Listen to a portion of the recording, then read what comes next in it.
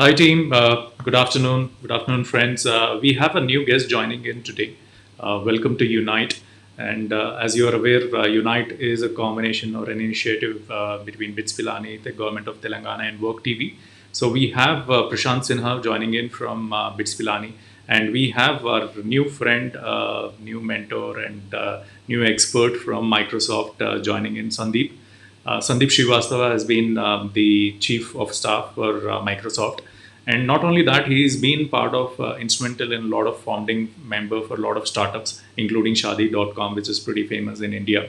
So we've requested Sandeep to share his expertise, his experience, what worked, what didn't work based on his experience. And one of the reason we are doing this particular show is so that experts share their good experiences, bad experiences, especially the bad experiences, because the new startups need not have to repeat and fail doing the same thing again, because somebody has already failed and have learned from it. So thanks a lot, Sandeep, for joining in. It's really nice to have you here.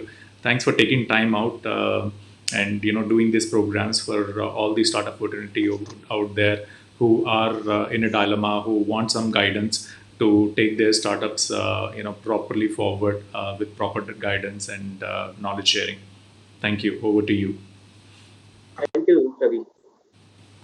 Thank you, Ravi and Prashant. I'm glad to be in this forum. And welcome all the audience who's joining us live and who will be watching this offline. Um, uh, what has been surprising for me is how, as human race, we have adapted to the new reality of the pandemic. And the new platforms such as WurkTV, the platform created by WurkTV, BITS Pilani and Government of Telangana, and such platforms are gaining more prominence and more significance in terms of being relevant in the life of not just entrepreneurs or students, but also in the life of working professional like me, as well as the employees in the corporate world. So thank you for creating this initiative. I'll be happy to share my experience of the journey of last 20 years of on, entrepreneurship as well as entrepreneurship. So I'll just share my screen so that I can narrate the story. I'll take around 15-20 minutes to kind of go through it quickly. And then as I'm talking through this, I'm happy to take on question in this new format. Unfortunately, I cannot look at the audience.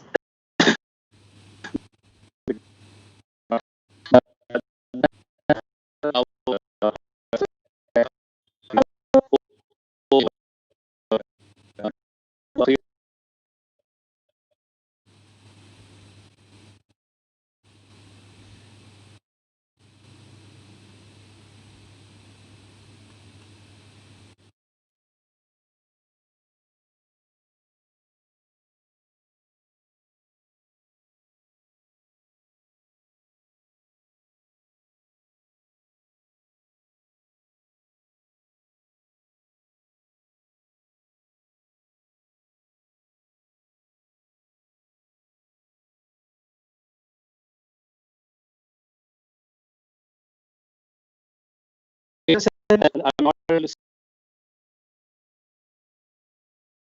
offline. Then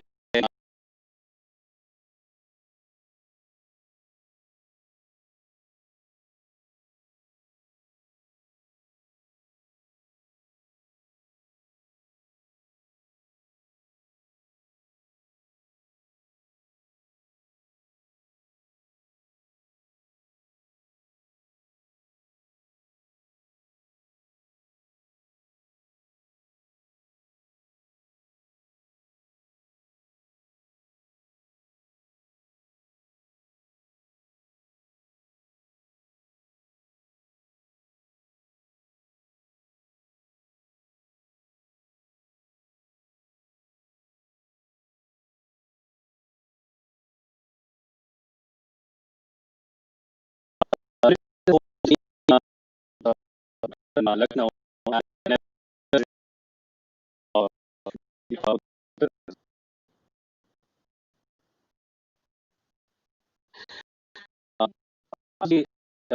To get into the eyes,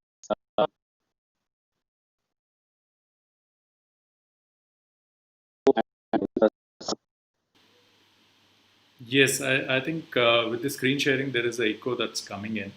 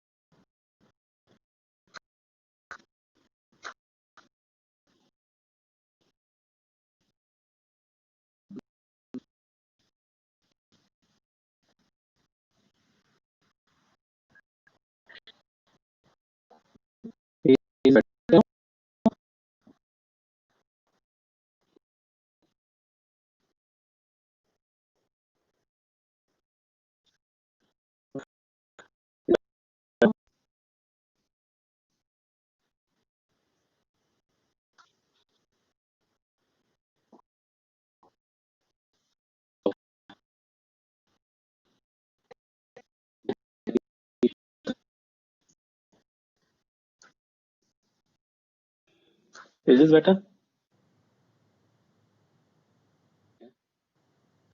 Okay,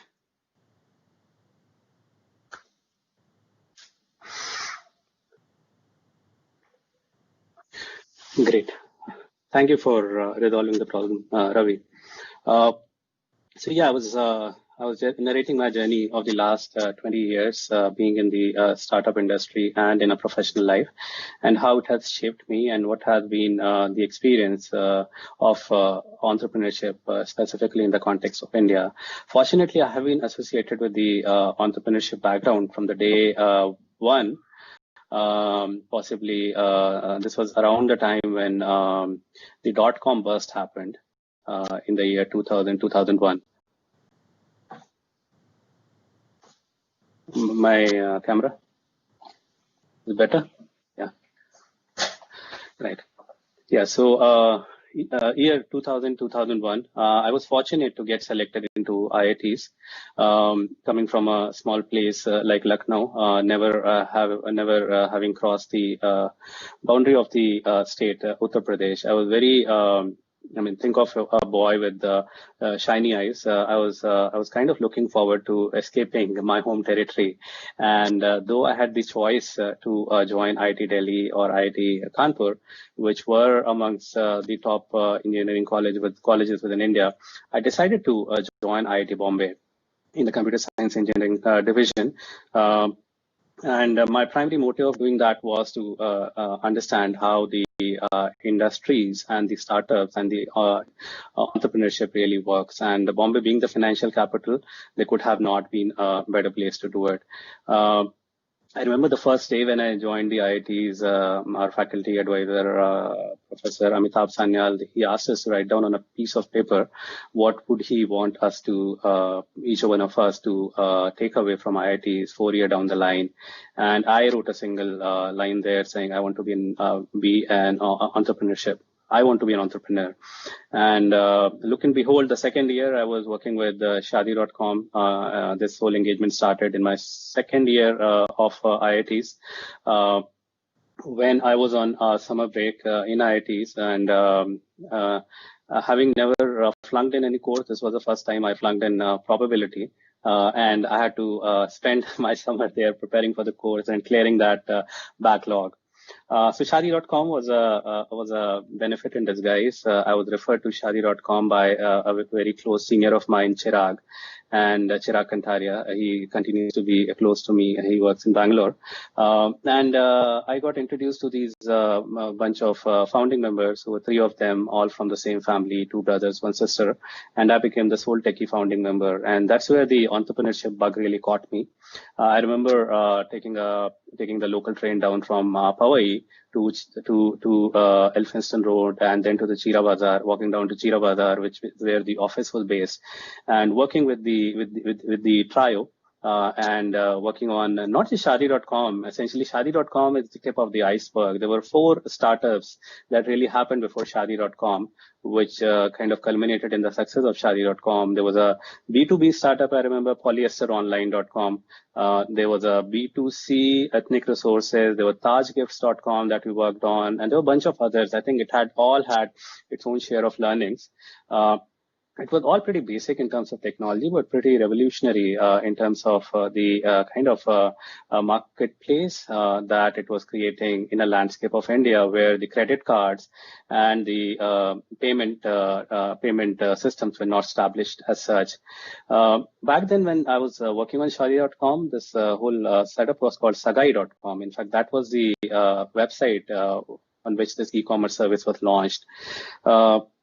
When Sagai.com was launched, it was not as successful. I think the key to understanding how and where Shadi.com would become successful is really in understanding who our customers are and who our competitors were. Anupam Mittal, who was a founder there, I think he made 2 changes. One, in terms of making sure that we understand who the customer is. And the customer in this case happened to be the marriage brokers, the pundits, who really are pretty available in the tier 2 and the tier 3 cities. And in order to compete with that kind of ingrained system in the context of India, we ended up setting up physical shops called Shadi.com marriage shops. And these shops essentially were supposed to provide the human face to the experiences that our customers were already used to. Because in this is like 1998, 2000, 2004, the Indian demographic was not used to a faceless notion of transaction. So having those shops really helped, number one. And then having a payment mechanism where the customers could really pay in cash to make sure that we can deal with the infancy of the payment system back then. And then Anupam also, I think he has talked about it quite a bit. He took all his saving and he really bought this domain called Shadi.com. And the switch over from Sagai.com to Shadi.com really supported the hockey stick growth in the journey of Shadi.com. So it's touted as one of the biggest e-commerce success till date. It has done around 12 lakh marriages, and it has not taken any venture funding because it has been so cash positive since the time the business model was kind of established, along with operational efficiency. So after Shadi.com, I did the first campus startup from IIT Bombay, the incubator. And this was again in the 3rd year of my engineering college. Was fortunate to get venture capital funding after presenting the business plan competition in this event called Eureka. Me, along with one of my partners, again one of my seniors, were kind of into it, and I was double timing. I was being a student and I was also being an entrepreneur. I got a lot of counter advice to say that I should really drop out and focus completely on entrepreneurship, and I did a balance between these two just to make sure that I can align and harmonize both of these. In fact, my BTech project during my final year was based on the business plan that I had, or the tech plan that I had for Mises. Mises was in this business of creating value-added services for technology, telecommunication platforms. We were building this product and we were selling it in Africa, Bahrain, Singapore, and in India. And we were doing pretty well until the September 11 happened. And again, it made us hit, the whole economy hit the recession. And we were kind of caught in the crossfire. That's a story for another time. If you guys are interested, I can take questions on Mises.com. But essentially, after this, I was kind of interested in understanding what are the nature of businesses that can survive the downturn or the recession. And I spent 9 months working with this company, which was into creating cost efficiencies for Fortune 100, Fortune 500 companies. And I realized that the marriage of technology with finance, where technology actually can generate the ROI for the customer, is the best place to be in. And I ventured into quant trading Purely my idea. I think I was kind of crazy at that time because I never traded even a single share by that time. But I ventured into algo trading. I went around again, meeting the customers, meeting the stock traders, and understanding the landscape before I ventured into this whole idea of quant trading. It was never tried and tested in the context of India. And working closely with one of the very energized financer and a broker, and then partnering with NSE to help open the door for algorithmic trading in 2003, 2004 was a pretty phenomenal experience. I was into it for around 7 to 8 years before I also joined Microsoft in 2005. I've been in Microsoft for around 15 years. Primarily started with a startup product called OneCare, which was the first software as a services product for Microsoft. It now is the foundation for this technology called Windows Defender, and we sell it in the areas of security and compliance in Office 365. Then I was fortunate again to work on a V1, V0 product called Office Live, which was the first enterprise cloud service. This became Office 365. It's again more than $1 billion business now. It is a primary revenue force for Microsoft. Subsequently, I worked on SharePoint, Office, Visio, all of them billion-dollar businesses. My whole notion of getting into Microsoft, and that's one of the questions I was asked when I was interviewed for Microsoft, was why are you getting into Microsoft? And my whole notion of getting into Microsoft was to understand how software gets done at scale, because it's so easy to build a software, but it's so difficult to align it what the customer wants, and then it's so difficult to create a business model around it, which is rich and ecologically balanced. For every $1 that Microsoft makes, it helps the ecosystem make $9, and that's the kind of value system that every company, every startup should really think for. Is the being of being being of having the gratitude and making sure that there is more in the ecosystem than what you can generate. And Microsoft has been successful in doing that. So I think there have been a lot of learning along the way. In this talk today, I'm going to share what I have learned. I have been after doing Visio, which has been a journey in itself. It's around the time when I left Visio, was on the journey of becoming a billion-dollar product. I joined this role, the chief of staff role, in 2017. I was managing a team of 350 people in experiences and devices.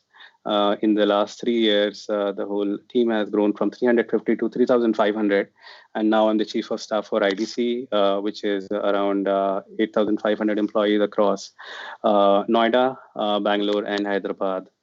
On the family front, I have 2 daughters and I live in Hyderabad.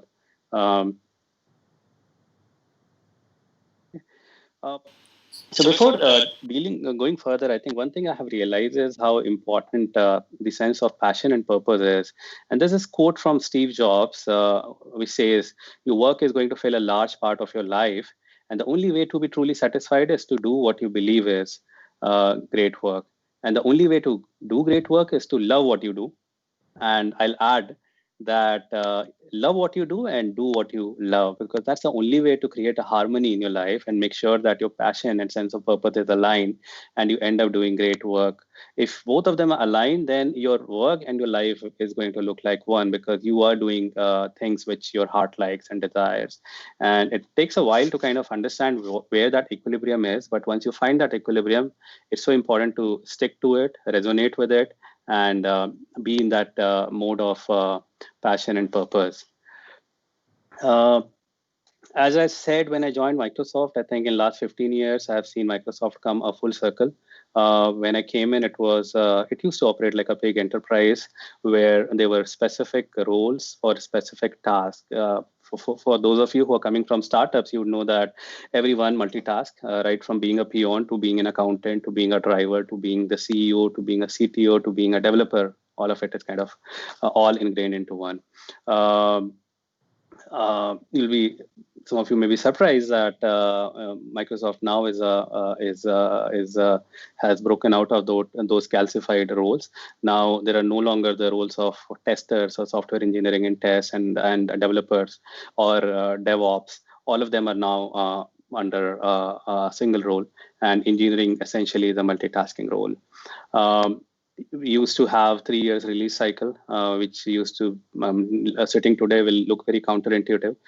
Transforming from the space of having 3 years release cycle to where we are, where we have weekly and monthly release cycle, is an amazing journey we've had.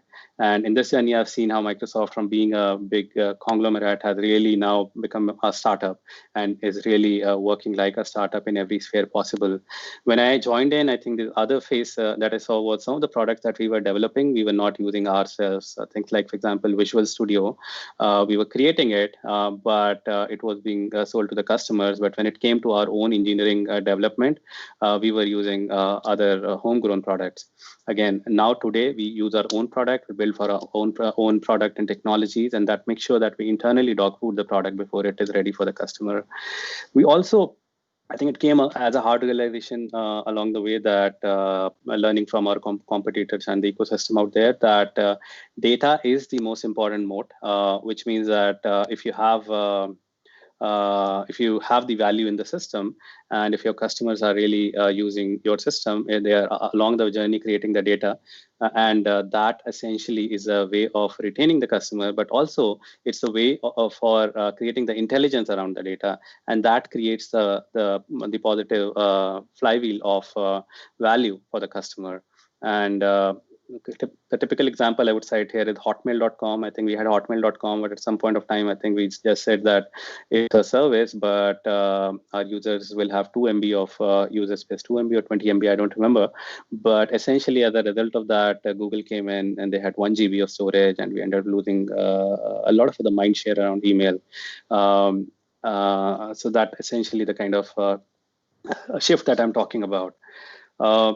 The other realization was how consumer leads the trends. I think a lot of our products back then, 10, 15 years back, were kind of looking arcane. The startups, the new companies were outdoing us. And how did we really move in from there to this point here where our experiences are now at par or better than the experiences out there in the consumer space, and also how the experiences in the enterprise space is the same as the experiences in the consumer space, because now we essentially have the same platform in both the places. The Outlook.com that is served to the consumer is the same technology, same backend that is served in Exchange as Exchange as Outlook.office.com. So essentially now they are one and the same, and we have moved on from there. And the culture of growth mindset, which I'll talk about more. I had a video, but I'm going to skip it. I'm going to talk about this product called Kaizala, which has been incubated in India from the labs of the emerging market. And it has been a phenomenal success in the way that it has kind of helped us and the whole of Microsoft understand how work gets done in emerging market in a place like India or a place like, say, China, which is so alien to the way the work gets done in US. In US, when people would think about when people or the enterprises would think about problems, they'll first think about people. Whereas in a place like India or say China, whenever you'd come across a problem, I think the first thing that comes to our mind is people. And we think people first in our technology as well, which is a Kaizala. For those of you who haven't tried it, it's a WhatsApp-like product, but made for enterprises and small businesses. It essentially gives small businesses and enterprises a way to connect to their value chain. And when I say value chain could imply consumers, could imply the vendors, the citizens, the students, anyone who is outside of the corporate boundary. It could even be the first line worker who in a formal setup may not be in the Active Directory or in the directory of the enterprises, but essentially a corporate needs them on their in their workflow in order to fulfill important job. And it has been an amazing journey. And before I get into Kaizala, let me say that at least we have been through 5 failures before we came across Kaizala. So failure is so important in terms of bringing along these success. We started with a product called Koyo, which was a chat-based application, but we very quickly dwindled around to this product called Perchi, which was a note-taking app, over to then Connections, which was a CRM app on a mobile phone, where platform like Android and iOS were being used in order to make sure that your phone becomes a CRM for the customer. This was being targeted to SMB. Then we tried something like Sprightly, which was a mobile-first way of creating product, which were like greeting cards or product catalog, which can then be shared on WhatsApp and other mobile applications. Along the way, as we experimented with these products over a journey of around 7 years, we learned what works and what doesn't work. We also kind of built our muscle in connecting with the customer. So the journey of Kaizala is interesting. As I talk about failure, I think the quote that comes to my mind is, I have not failed. I have just found 10,000 ways that won't work. And this is a quote by Thomas Alva Edison with all the experiments he did before inventing the bulb. And my message to the entrepreneurs out there is that failure is so key and so essential in order to see the light of the day and see a success. But along the way, also what is important is resilience. So make sure that you fail fast. So the journey of Kaizala started around the time when Satya was about to be the CEO, and when during a one-on-one between the managing director, who's my boss, Rajiv Kumar, and Satya, they opened up and they were talking about what will productivity look for the mobile-only world. And essentially, the conversation was more about shipping Office for Android or iOS, which did not exist back then, and how the conversation was really around what does it take for us to ship that, and why is there so much of friction in being able to ship that. But I think Satya's hunch was probably right. That do you think that's how productivity is going to look like for mobile-only world in India and China? And we said that. I mean, I think in the intuitive answer was no. And what was not clear was what will productivity look for mobile only. And the important thing we realized back then was how important it is to kind of base these innovation in inquiries. Most of the innovation really starts with inquiry, because it takes you into this territory of I don't know what I don't know, because the territory of I know what I know is very small, 0.1% probably. But I don't know what I don't know can only be explored by a set of inquiries when you start asking the right questions. And most of the time, these questions will be so deep that you will feel pained that you don't have the answers for those.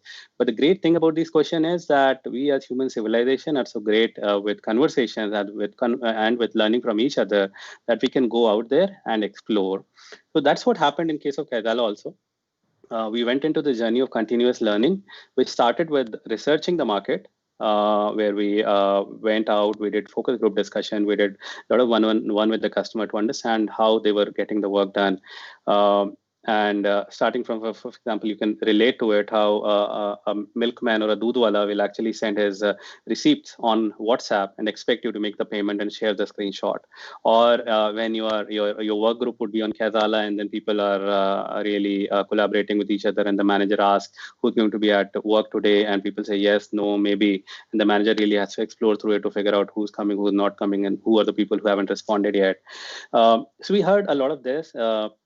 And the context of the Kaizala, or the research of the Kaizala, was based in these conversations all across the world, in all the continents that we went out and we studied. So this was like a research based in around 1 year of our conversation across the world. And we started experimenting and building this product very quickly. So researching the market and then growing with the customer. What I realized, I think, again, was one of the mistakes that I could take away from my early days in startup was the key to building a great product is when you know how to grow with the customer. So when you grow with the customer, that means that you are really doing things which which your customers are telling you to do. But you cannot just go and tell what your customer is telling you to do, because you have to apply the abstraction, and there's a difference between service and product. The product essentially is taking the idea, abstracting it, and then bringing it into the product so that it's generalized and it can be applied all across. Services really is taking an idea and breaking it as is into the product, and then making your product look like more like a service, which is custom made to fulfill the job of a specific customer. So growing with the customer was important. And then what we realized was how important it is to be in close proximity with the customer. So a lot of our early customers were really based out of India. And we talk about this notion of innovate locally and impact globally. So though we worked very in close proximity with the customer base in India and in the emerging market like Philippines and in Africa, but whatever we created was meant to serve the global market. And that's how it testified once the product was ready and we were ready to roll it out in the emerging market.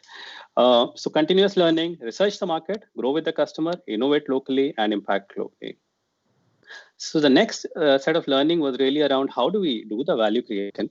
And again, back in the startup days, I remember I would really think about the business first. What is the next best, brightest, and the most revenue making idea for me? So I'll start with business, then get into what is the technical architecture that can serve the business, and then think about the users, and then think about the usage. And by the time I get to the usage, I'll probably have just 10 users using it actively on the platform. And it's too late for me to kind of go back and pivot around and then to make the changes in the business so that something beautiful can come out of my business plan. So the right cycle for value creation, and this is again something I learned in Microsoft, is really creating something meaningful, something relevant, something important that in the life of the customer. Even if that means that you're doing it for one customer, go ahead and do it, because that one customer, if you do it right, can become your advocate for 100 other customers. So usage followed by users, and then architecture, and then the right business model. Because it's like coming up with the right business model takes a lot of iteration. And the idea that I can talk about is, for example, Google, right? Google for the longest time did not have a business model, and it took them a while to kind of think of advertising as a business model. But they had the architecture, they had the usage, they had the users, and then it was so easy for them to just pivot around and find the business model. So when it comes to value creation, think about usage, users, architecture, and then business. The next one I'll talk about is the fundamentals. It is so important to think about the fundamental of the software that we kind of disregard, especially when we are in the setup like startup. And primarily the reason for that is lack of resources, the breadth of the features that we go for, and the kind of the customer requirements we are going through, and then we lose the sense of the fundamentals. I remember in my company, in Mises, when we were doing this value-added services for telecom software, the speed used to be pathetic. The bandwidth was pretty low back then, because we were operating on the protocol like WAP, and WAP was a pretty low bandwidth protocol, and hence as a result the customer experience used to suffer. And one of the very persistent asks from the telecoms were to kind of fix the fundamentals. Again, learning in the context of Microsoft, I think the way we do it differently is we focus on the soul and the simplicity, which is 2S, and then we focus on the speed, the size, the signal, security, and scale.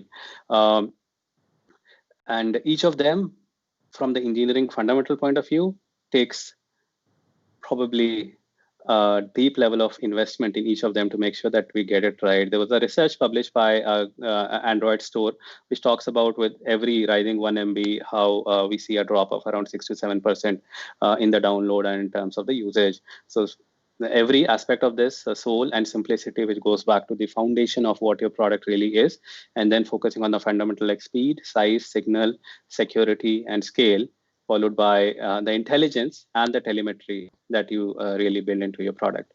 And the reason why YouTube is successful is because of the instant gratification you get on just touching the screen and the video just popping through. It has to be as fast as your television screen for it to be able to be relevant in the life of everyone, not just folks who have the broadband sitting in the tier 1 city. But think also of the folks who are sitting in second tier and third tier cities. It was the same principle that TikTok went out with, and that's the reason why it became so phenomenally successful, and it's a unicorn now. So focusing on fundamentals is important. Since you're not able to see the screen, I'll just call it out again. 2S, which is soul and simplicity, and 5S, speed, size, signal, security, and scale are important and the fundamentals for making a tech product successful. The next one is product experience. A lot of time, I think, when we are building the product, we just want to out-innovate the market, and that in that journey, we end up not leveraging the obvious, not leveraging the experiences that humans already have. If you remember when iOS was released the first time, they went out with this design design called skeuomorphic design. Skeuomorphic is essentially copying the design which is inspired from the real world. And the uptake was phenomenal, and uptake was not just limited to the young generations, also to the old generation, the rich, and the folks who are rich, who have the money. And the only way to kind of be relevant to them was to make the user experience be so simple that they can just latch onto it and get to use it. So familiarity is the key, simplicity, and then focusing on the engagement or the quality experience is the key over here. So focus on making sure that your product experience is simplest, and you are only you're not reinventing the wheel, you're inventing the wheel only in the places where it is desired. Again, one of the example of Kaizala itself is we had this reply feature, and when you tap on a message, you can long press and you can see the reply option there. But we were out meeting with a customer, and they said, you don't have this feature. And we were like, no, we have this feature. He showed the screen to us, and I think it's important to see what he was trying to do. He was trying to swipe the message, right swipe the message, and he was trying to reply. And this was the familiarity that he was already exposed to by virtue of working on WhatsApp and Telegram. But we did not carry forward that familiarity as we designed our experience. It was kind of a wasted investment when we have the feature but we do not have the right experience. So think about experience, and then. I think this is another learning which goes in as a hidden gem in the startup circle. This whole mathematics behind growth and virality. There are these scientific foundation called Sanoff's law, Metcalfe's law, and Reed's law. How when you are relating to the innate need of the user, you have the potential to grow the software in the order of n, which is the linear growth, as opposed to a product which has the potential of referral, potential of virality, and how then you can grow with an order of n square. And this goes back to platforms like Facebook, platforms like LinkedIn. And then there is this thing called group effect, Reed's law. And if your platform really supports the notion of creating groups and engagement, your platform can really have a network effect by virtue of which it can grow at the exponential scale of 2 to the power n. I'll leave this thought with you. I think you can bing it and you can read about these the growth principles. There's something that we learned in Kaizala along the way, because we were seeing how WeChat was being successful, and one of the reasons why it was so successful was that it focused on creating clusters within the product. These clusters essentially were the point of engagement within the apps, where users can, at a touch of a button, create groups and start engaging. Once there is an engagement and once there is a virtuous cycle, it becomes a pull for the users, and the users just keep getting drawn into it on a daily, on a monthly basis. And that was a learning how important group effect and exponential growth is, and how important the basis of Reed's law is in that journey of the growth. And as I said earlier, I think it's very important to fail fast. We began our journey with focusing on open source. Open source has such a tremendous set of technology already baked in the open source community that today, if you have to really build a technology, it is kind of counterintuitive to start from scratch. This might seem very counterintuitive, but there was a time when Microsoft would write each and every piece of software right from scratch. And in that process, it just getting the software used to take a lot of time. In Kagala specifically, we took a huge bet on open source. Recently, you will see how Edge, for example, is based on complete Chromium as a backend, and how it just took us around 8 to 9 months to bring the product to life after we decided to go with Chromium. Same is true for example, Android. Android is completely based on Linux. That's probably 20, 25 years of investment made by open source community in building the Linux kernel and the platform, which took probably a year to kind of adopt it to the mobile form factor and bring something as powerful as Android out in the market. So it's very important to failure is important, but it's very important to fail fast, adapt, and do it with agility and do it with growth hacking. In this whole journey, what is important is also having a sense of accomplishment, and having the right way to do this is by having the right set of metric defined, and having OKRs. OKRs are objective and key results, which have their basis in the metric, which are measurable. So having OKRs backed with metric, having the right set of ownership and delegation, having a rhythm of business to make sure that the whole organization is pulsating together. And when the word organization really comes from organism, and the organism really is a multitude of different organs which comes together and work in a cycle, so as to make sure that the whole organism comes to life and works as one efficient system. The same harmony, the same resonance is expected as we are building an organization and making sure that we operate as one. So rhythm is very important. What is most important is discipline, to make sure that the organization remains healthy and is dancing together as one, and is coming out as one, and enjoying this whole journey together with purpose, joy, and grit. As I tell this, I think this is the last one that I'm going to talk about, and this is storytelling. I think this thing is something that we take for granted. I think we as Indians are pretty bad in storytelling, and the reason for that is we never know how to tell our stories. I think we are so humble and so docile in terms of telling our stories, and that goes back down to being humble, respectful, and confident. I think we are humble, we are respectful, but we don't have confidence as we are growing. And the reason for that is because I think a lot of our decisions are not made by us, but they're made by our parents, by our brother, by our extended family, to the point that even our marriages, for that matter, are fixed by them. And in that whole process, we lose the confidence to tell our story. And when we don't know how to tell our story, then someone who's so good at telling the story is the one who ends up taking the cake away, because they tell the story, though their fundamentals may be weak. So learn to tell the story. And there is this open source book called Resonate, not open source, but open to everyone book called Resonate. You can again bing this book. It helped me a lot. I think it talks about how leaders tell this story. And in the context of work, learn how to structure your conversation to reveal insight. You'll come across people with whom you're conversing, but they'll start with the detail first, and then you'll possibly ask them a bunch of questions, and at the end of the 5 minutes, you don't even know what they're talking about.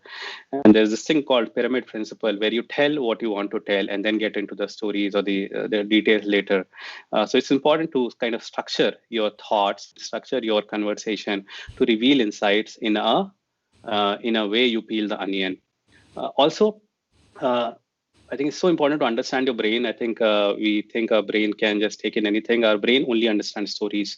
So if you have some information, some heavy, rich, deep data, figure out how to convert them into stories, and stories which are unnatural, stories that people can remember, stories which are wacky. That's the only way to be able to tell the story of your own startup, your own enterprise to the word out there. So turn information into stories and then deliver it in a way where it can be remembered. So good use of visual, good use of metaphors, and telling the stories in a way which relates to the context that you bring forward, but tell them in form of stories. It's something that I learned in the last 7-8 years, and I think I'm kind of gaining my confidence and getting good at it. But one of the things that helped Kaidala really is in the way we would go out and tell our stories, not just to the execs within Microsoft, but also to the customers outside. And in that journey, I think we figured out that it's so important to tell our information in form of stories the right way. Okay. So in summary, if you want to be a successful product leader, start with curiosity, get onto customer empathy. Customer empathy being about being one with your customer and knowing what your customer wants, both their articulated and unarticulated need. Then bake onto creativity and then learn to measure how your product is doing, what your customers are saying, what is the next frontier they're asking you to go after, and come across with a growth mindset in that whole journey to make sure that you remain curious, stay hungry, stay foolish, and again, get to customer empathy again, do your creativity and measure, and do these cycles multiple times to make sure that whatever you're building is seated in the foundation of what your customer is telling you to do, not what your execs are telling you, not what your VC is telling you to do, or not what your people around you are telling you to do. And before I close, I think I'll just leave with this thought that destiny is not hardwired into our life. Is something that was a revelation for me, because I think we as Indians think that destiny is kind of fixed, and we do hard work and everything, and then in spite of that, things will happen the way they're supposed to happen. There was a saying from Mahatma Gandhi that I'll just say out here: watch your beliefs, they become your thoughts. Watch your thoughts, they become your words. Watch your words, they become your action. And watch your actions, they become your habits. Watch your habits, they become your values. And watch your values, they become your destiny. So between your beliefs, when they become your destiny, it's just kind of so interconnected or interwired within us. So it's so important to have positive beliefs and positive mentorship and positive influence around you to make sure that your destiny is an outcome of the beliefs that you have and the hard work and the growth mindset that you put along the way. And that is what will see you through the light of the day and make you a success in this frontier of entrepreneurship. So that's where I'll end my conversation talk, Ravi. Happy to take on any questions or any thoughts in that, Ravi, you or Prashant, you may have. Yeah, Prashant, you want to start? Well, thank you, Ravi. I'm audible. Yes. Yeah, Prashant, I can hear you. Yeah. So, thank you so much, Sandeep, for taking us through your journey. And we realized, like I realized, and many other would have realized, that there is a lot of entrepreneurship which happens in Microsoft, and Microsoft being one of the companies which has been most favored company. Students want to go to Microsoft. So my questions, with the paucity of time, I'll take 3 questions in a go. One is how entrepreneurship inside Microsoft would help the startup ecosystem outside. And Microsoft has taken a lot of initiative. One of the initiative was Microsoft Garage in the Hyderabad campus. I was fortunate enough to visit that center on the inauguration, and I had some interaction there. So Microsoft Garage and the M12.VC and the Microsoft Acceleration Program.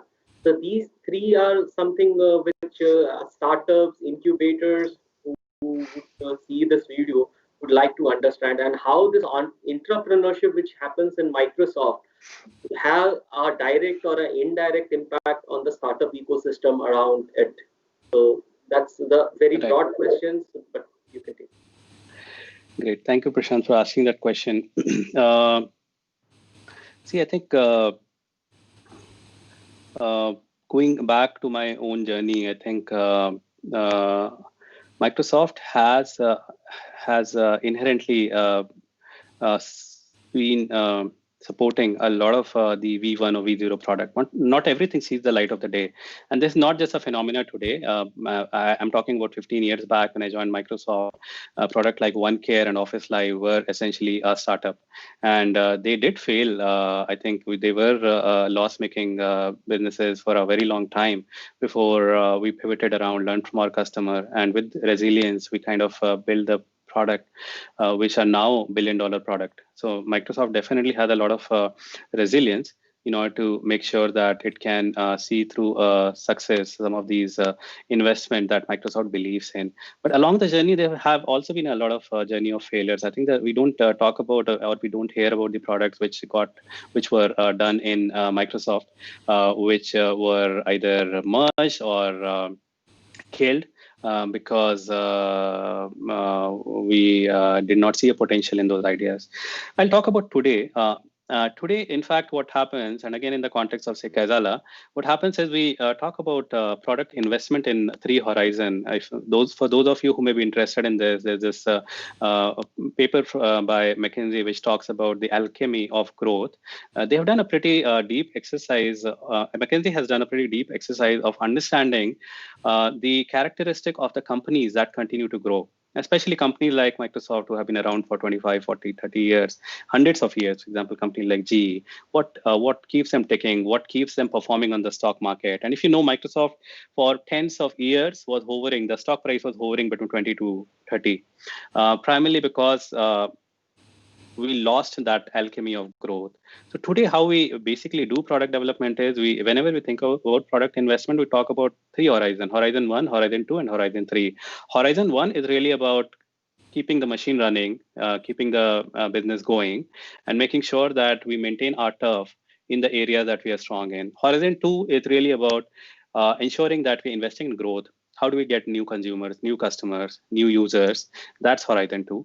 And Horizon 3 is really these set of revolutionary ideas which have very dark or very stark chances of making being successful.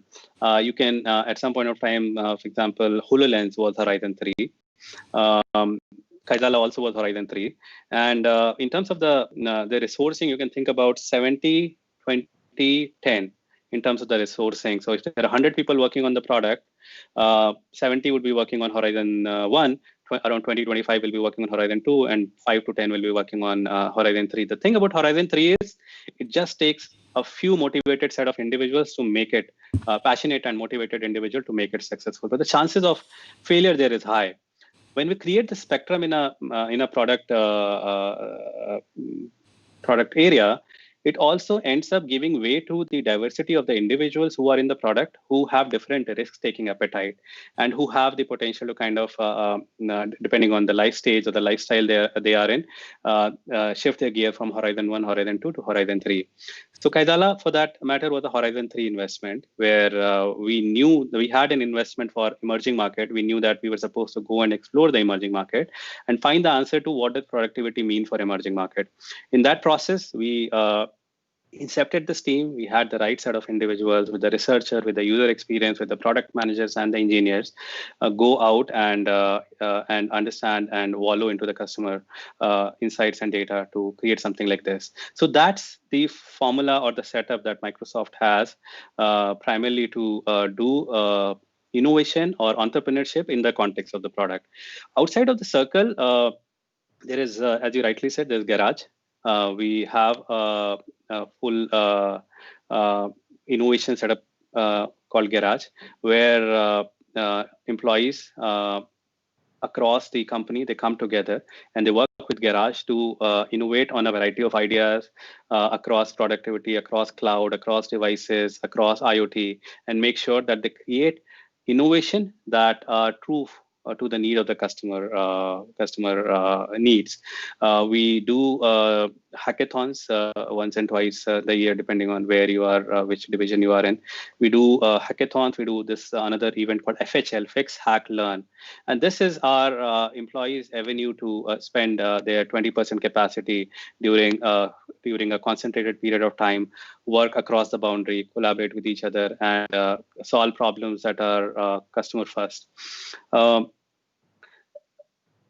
Outside of this, again, in the context of India, we just launched Microsoft VC, venture capital arm, which is called M12.VC.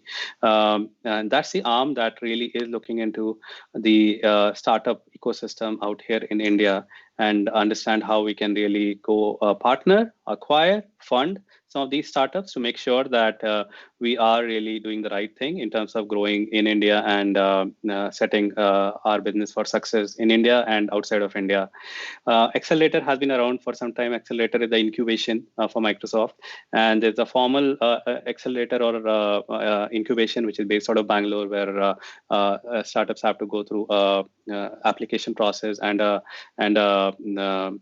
engagement process because before they can become the part of accelerator.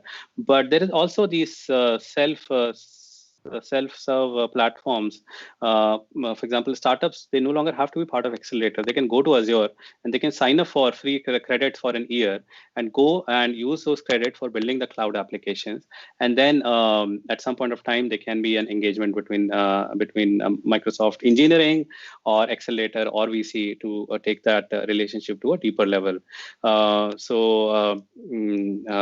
just wanted to lay these thoughts here so that the listeners who are with us today, they can go and search for it on Bing or Google and look at these 3 or 4 different options or avenues to engage with Microsoft, and in that process create a flywheel of success across the enterprise, the consumer, as well as the startup ecosystem. So thank you, Sandeep. And just a small extension to this question. Is Microsoft just open to the software and algorithm aspect of it, or they are looking at a hardware which would be important for such programs? Yeah, pretty brilliant question, Prashant, because just last year, and I can actually go 3 years back in the journey. Microsoft, forget about Microsoft. I think let me just focus on India first. Microsoft in India has traditionally been known as a product development organization. And when we say product, we have only talked about engineering. Ability to write algorithm, ability to write code. It changed 2-3 years back, where we started focusing on intelligence, and we started partnering with educational institute. We also started hiring a lot of data scientists to make sure that we are creating an ecosystem over here where we also learn how to work with data scientists, how we create AI and intelligence, how we leverage AI and create intelligence within our products. So we have been phenomenally successful, and thankfully India has such a rich talent base for data scientists. We've also been in the past successful in creating and harnessing a talent base on user experience, on design. Subsequently, 2 years back, we were in touch with our parent team, and we were trying to figure out whether Israel has been so successful with security and compliance, for that matter. They have had so many startups around this, especially enterprise security and compliance. And we were in touch with our parent team in Redmond, and the inquiry really was, does India have an opportunity to hire and build security and compliance team over here? I went out and I looked at the research out there published by NASSCOM, looked at the startups in this space, and I was surprised. I think we're not good at telling our story, frankly, in India, and we don't tell our story in the way it relates to the world outside. And I came across around 100 startups, all top-notch, who were based out of India, who were doing cutting-edge job in security and compliance. And I built the case on how India can really be a top-notch hub for setting up security and compliance. And in last 2 years, we have been able to hire a team of around 200 plus folks here, looking at growing over to 400 plus. It's purely in security and compliance. We've also been in touch with the academy out there, influencing what the kind of curriculum they should create in order to make sure that we can create security and compliance as a leading course within the engineering colleges that we talk about. 1 year back, coming to the question that you had asked, Prashant, we also were looking at whether it makes sense for us to create a hardware division in Microsoft in India. And 1 year back, again, I went around doing a research and I found that there is a potential. There are companies out here, not just big companies, but even startups who are doing hardware first innovation over here. And we started the journey from zero. And in 1 year, we have a team of around 120 people based in Microsoft in India, which is now focused on creating Surface innovation in devices and Surface hardware. And I won't. I don't see why we should not really see a day in an year or two where we could be manufacturing hardware from India with the whole Make in India initiative, and in that journey, partner with the startup and the ecosystem out here, and not just, as I said, when Microsoft makes $1, we create $9 for our ecosystem out there. So how do we create that flywheel system, not just in a small city, but across India, and make sure that the whole ecosystem ends up benefiting as a result of it. So I'm looking forward to the innovation that we are making in India, and how we are really creating. Our government is really supporting Make in India initiative and coming up with policies which can support those kind of investment in India. In fact, just today I was looking at how UP government has really floated a set of policies on how they are really creating hardware or electronic engineering ecosystem in the state of UP. And I think it is going to the boundaries are going to open up, and I'm hopeful that we'll see other states also come out and talk about it. In that sense, Telangana government has been very progressive, having a fab city, a hardware city, a financial district, all of it in an ecosystem like Telangana, with the innovation hub being in India, especially with Hyderabad. I think BITS Pilani, IIT, Triple IIT, ISP, and the whole educational system, as well as the whole ecosystem, is kind of in the ripe stage to co-innovate and create a petri dish of innovation, starting from a state like Telangana and spreading it across wherever it makes sense in terms of value. Thank you, Sandeep. I think so. Ravi has some. Yeah, so I just have one, compliment and a question in it. So I'll tell you this particular incident. I mean, this is, as a parent, I have a compliment for Microsoft, because we were in this particular juncture where the COVID happened, pandemic happened, and then all our kids were asked to do remote lessons, remote classes, and we were on Zoom. All the classes were on Zoom. So both our phones. I mean, I have two kids, so both my wife's phone and my phone were registered with one of the kids.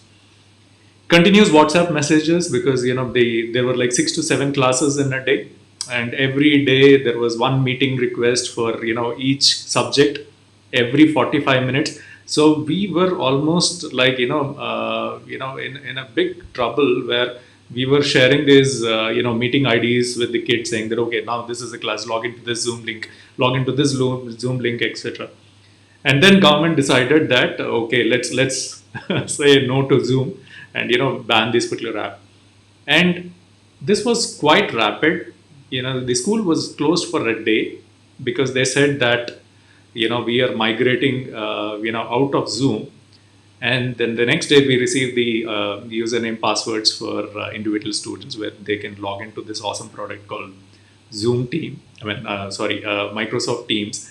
And the kids could just log in. They know what are the sessions, what are the classes next, what's scheduled next, or if there is a class which is cancelled. No intervention from the parents. Absolutely, our phones are free for ourselves now, which wasn't the case earlier. And all this happened in just one day. So this is a compliment, but I also have a question: how rapidly could this happen? How did the team adapt so quickly, convince a small school? This, though it is called it's a good school, but it's not a very big school. How did they convince a small institution to switch to Teams, and make it very easy for both the teachers, parents, and the students? The three parties in this particular ecosystem who all got benefited, made our life easy. So how was this possible and so quickly adapted and implemented? So that was pretty good and relevant observation, Ravi. I went through a similar journey as a parent, where it was hard to kind of adapt to the new setup, especially with my younger one just being 5-year-old. I wasn't completely confident that she'll be able to live up to this new environment of school, and she'll be able to remain focused and ask focus on the classroom. But I'll say, I think in a lot of ways, Microsoft again has been persistent around this whole territory of meeting and cross collaboration in a virtual setup. Two things over there. I think we have been a distributed setup. We have global development center across the whole of world, and we are so natural to working remotely. And in a lot of ways, we were dogfooding our products as Teams was getting developed. And a lot of the features that have come into Teams were as a result of it. In fact, I have a big team based in Bangalore, which works on Team. And there's a Teams here, there's a Teams team in Redmond, and both of them cross collaborate. So I'll say, I think in certain ways, we were fortunate that we had the Teams platform ready when the pandemic hit us. And it got ready only, I think, last year. So it gave us a good couple of iterations to kind of innovate and make it better along the way. What happened when COVID hit us was that our usage just skyrocketed. Our capacity plan was kind of only 1/10, 1/20th of what actually we were seeing, especially with Europe kind of going into the lockdown first, them moving over. India was hit by the lockdown later, but I think it just went around the whole of world before it came to India. And in that whole process, we got kind of a ramp to ramp up the service. We had engineers working day in and day out to make sure that we can free up the capacity in Azure data center to make sure that Teams can scale up. The good thing about Teams was that it was architecturally built to scale. It was built in a way where microservices can be made to scale depending on which microservice was kind of seeing the most of the usage. So once we were able to see that, I think in a month we saw around 45x sort of growth, and it continued. That growth kind of continued. And when I'm saying growth in terms of the capacity of utilization within Azure, so we saw a tremendous adoption of growth. But in that whole journey, I think we were very customer obsessed. We were learning what our customers want, and for example, this whole feature of setting up a background behind you so that your background remains anonymous. This whole feature of together mode, where now you can see the whole classroom together when individuals are seated, and it gives a feeling of a classroom. This whole feature of get together where 49 individuals can show up at one time in the screen. I think in some of these, our competitors were ahead of us, but we very gradually caught up because fundamentally it was set up in a way where we could learn from our customers and we could innovate very quickly. We also made sure that we had the right capacity, right engineering muscle to go ahead and invest in Teams. But at the same time, I think we also realized what the need of the hour was. We worked with schools, we worked with the government to make sure that we can do everything that is needed to simplify and set up our schools and our students for success, because we knew that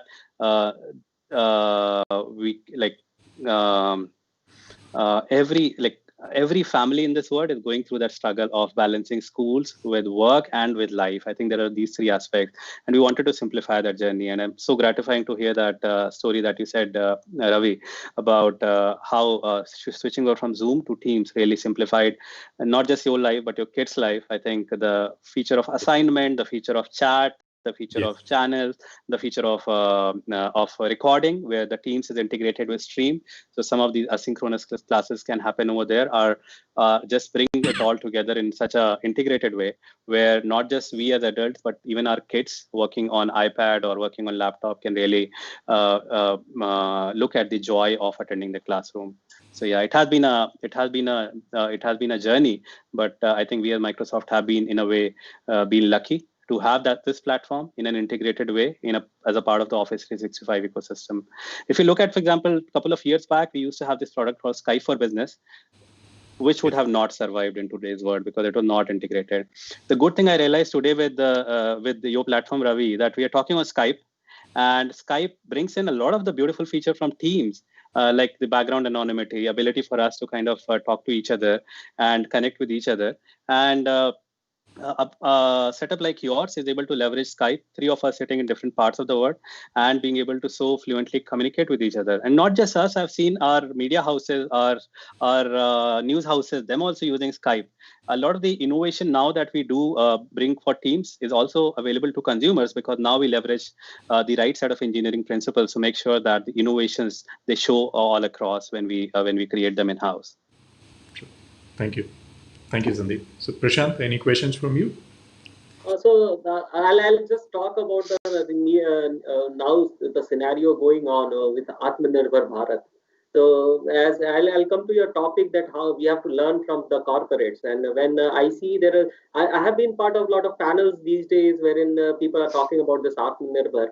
I realize that there is a plethora of opportunity for everybody, for corporates, for startups, and many other people. So how do you see, Miss, like when now India has become one of the preferred destination for investments and newer technologies coming up. So how do you see Microsoft supporting this all initiative? It's your personal, I don't know, Miss, like that would be a very spontaneous, vague question to ask. But if you can just comment on that. Right. No, I think very relevant question. And I have been doodling over it for quite some time because I think it's so easy for us to kind of talk about it, but it's so very hard in bringing into our own personal life because we are surrounded by a lot of the product technology and services which are innovated or which are created outside of India. And in a lot of ways, I think we've come to rely on it. Like think of platform like TikTok, for example. It was a way for a lot of the creative people to showcase themselves, and it just vanishing overnight. Not just over here, even in the US, is kind of creating new opportunities where entrepreneurs are really looking at creating similar platform. There have been attempts in India where quickly they've tried to bring in a lot of pieces of technology and call it out as TikTok for India. But I was just playing through it and I realized that I think it is far off from what the right bar for technology and user experience is. So I think there's a journey to go through. But what I'll say is I think the journey for Atmanirbharta for me starts with me and my family first.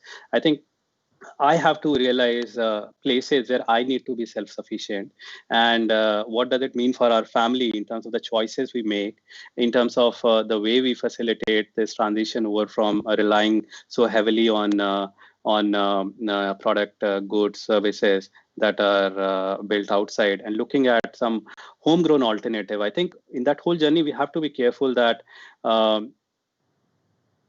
Our typical consumers will not move away from an external technology to an internal technology or product just because it is made in India. I think this journey implies that we have to be able to move to India, but at the same time, we have to exceed the quality bar that exists out there. So for me, especially since you asked that question in context of me, I think it means understanding and leveraging what Atmanirbharta means for me. How do I apply it in my life? In context of Microsoft, I think we are still going through the journey and learning and seeing what is the impact of this in the context of India. I think in general, it is good for India. I recently read this news where there are now phone companies which are looking at the manufacturing outside within India for the customer base in India. And India being such a huge customer base, I think it's the right thing to do. And that also creates avenues or opportunity to build the product that are more tailored to the experiences of the user base out here. We, in a lot of ways, do a lot of customer obsession for the customers in India. I think we'll see how it translates in terms of what it means for Microsoft. Okay, thank you, Sandeep. No questions from my side. Over to you, Ravi. Yeah, thanks a lot, Sandeep, for taking time out, and it's an honor having you on this particular show. A lot of insights, a lot of. Now we clearly know the entire journey of Microsoft, the ups and lows. Some of these things we cannot definitely find it in Wikipedia because the way you've articulated it, the way you shared the journey is like really superb. So again, I'm sure some of these stories, some of these journeys, some of these learnings would help the upcoming startups learn something and ensure that they're not making the same mistakes and have the same expectations. I wish the slideshows worked so that it would have been a very good experience. Sorry about that, but yeah, thanks a lot for sharing your time. Thanks a lot, Prashant, for joining in. Thank you. So, Thank you, Ravi. that again says a new opportunity when slideshows should work on other platforms. I'll see what went wrong in my laptop. Anyway, it's like Thank there you, are Ravi. Thank you, multiple stakeholders involved. Yeah. Thank you, friends. Thank you. Thank you So very much. much, and Have a great evening. Thanks for creating this platform. I think this is pretty valuable platform. I hope it serves the need of a number of entrepreneurs, not just today, but in the coming time. Thank you. Thank you.